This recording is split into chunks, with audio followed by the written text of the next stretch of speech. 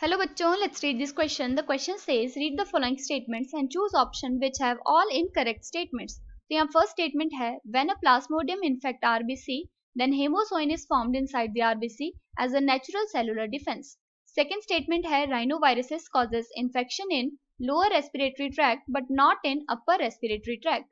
Third statement है plasmodium which causes malaria in humans is a tiny protozoan and it lives inside the body as an intercellular parasite.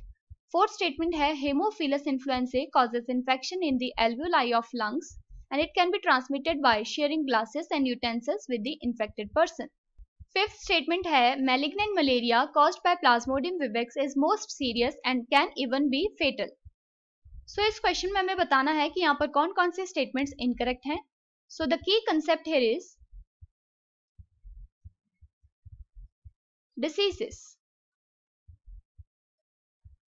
So disease एक condition है जो कि impair कर देती है normal functioning of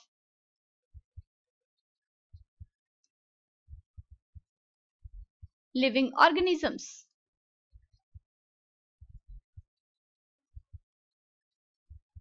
so question में first statement है when a plasmodium infects RBC then haemozoin is formed inside the RBC as a natural cellular defence. So plasmodium एक प्रोटोजोन है जो कि कॉज करता है मलेरिया. सबसे पहले ये लीवर सेल को इन्फेक्ट करता है, वहां से जाता है ब्लड में और आरबीसी को इन्फेक्ट करता है. आरबीसी में होती है इसकी एसेक्सुअल रिप्रोडक्शन और ये मल्टीप्लाई करके बना देता है मीरोजॉइट्स. ये मीरोजॉइट्स आरबीसी में हीमोग्लोबिन की डाइजेशन करते हैं और रिलीज करवाते हैं फ्री हीम ग्रुप जो कि टॉक्सिक होता है. ये हो जाता है क्रिस्टलाइज्ड और बना देता है हेमोजोइन टॉक्सिन जो कि रिस्पॉन्सिबल होता है for symptoms like chills, fever etcetera. यानी जब आरबीसी का सेल बर्स्ट करता है तो उस टाइम पे मीरोजॉइट्स रिलीज होते हैं और साथ में हेमोजोइन टॉक्सिन भी रिलीज होता है. यानी ये स्टेटमेंट इनकरेक्ट है क्योंकि हेमोजोइन नेचुरल सेलुलर डिफेंस का काम नहीं करता है. सेकेंड स्टेटमेंट है rhinoviruses causes infection in lower respiratory tract but not in upper respiratory tract. So rhinoviruses cause करते हैं कॉमन कोल्ड और इसमें अपर रेस्पिरेटरी ट्रैक्ट इन्फेक्ट होता है.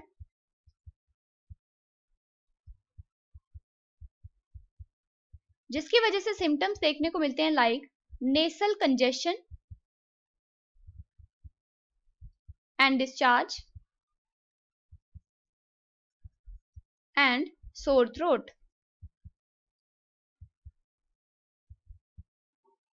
सो ये स्टेटमेंट भी इनकरेक्ट है क्योंकि यहाँ पे अपर रेस्पिरेटरी ट्रैक्ट इन्फेक्ट होता है ना कि lower respiratory tract. Third statement है plasmodium which causes malaria in humans is a tiny protozoan and it lives inside the body as a intercellular parasite. So plasmodium एक protozoan है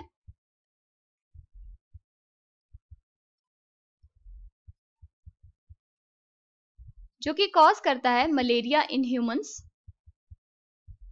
और इसमें ये इन्फेक्ट करता है cells like liver cells and RBCs.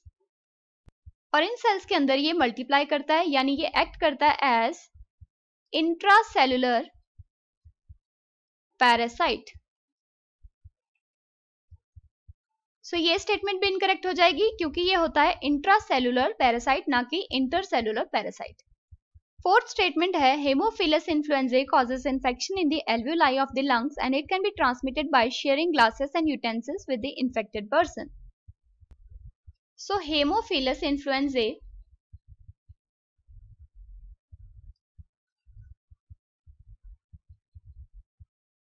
ये एक बैक्टीरिया है जो कि कॉज करता है निमोनिया जिसमें ये इन्फेक्ट करता है एल्वियोलाई ऑफ द लंग्स. यानी यहाँ पे रेस्पिरेटरी प्रॉब्लम्स होती हैं और इनके ट्रांसमिशन की बात करें तो ये ट्रांसमिट होता है through inhaling infected droplets or by sharing infected glasses and utensils.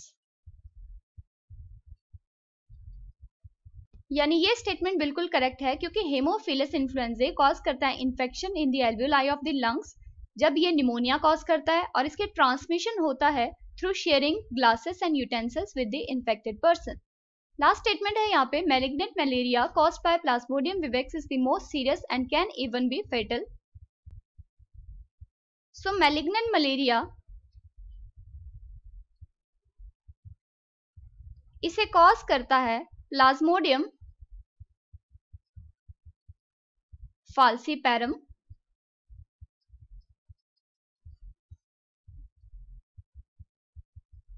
जो कि बहुत ही सीरियस होता है and it can even be fatal, यानी इससे डेथ भी हो सकती है. सो ये स्टेटमेंट इनकरेक्ट है क्योंकि प्लाज्मोडियम विवेक्स कॉमन टाइप का मलेरिया कॉज करता है जो कि ज्यादा सीरियस नहीं होता है. सो क्वेश्चन में हमें बताना है कि कौन कौन सी स्टेटमेंट्स यहाँ पे इनकरेक्ट हैं. तो यहाँ ए, बी, सी और ई स्टेटमेंट इनकरेक्ट हैं. फर्स्ट ऑप्शन में स्टेटमेंट्स हैं ए, बी, सी एंड डी. तो डी स्टेटमेंट तो यहाँ पे करेक्ट है इसलिए ये ऑप्शन इनकरेक्ट हो जाएगा. सेकेंड ऑप्शन में दी गई है ए, बी, सी एंड ई. तो ये ऑप्शन हमारा करेक्ट हो जाएगा क्योंकि ये सभी स्टेटमेंट्स इनकरेक्ट हैं यहाँ पे. थर्ड ऑप्शन है बी, सी, डी एंड ई. तो डी स्टेटमेंट तो करेक्ट है इसलिए ये ऑप्शन इनकरेक्ट हो जाएगा. फोर्थ ऑप्शन है ऑल स्टेटमेंट्स आर इनकरेक्ट. तो ये भी इनकरेक्ट हो जाएगा. So the final answer here is option B, that is A, B, C and E statements are incorrect. Hope you understood it well. Best of luck.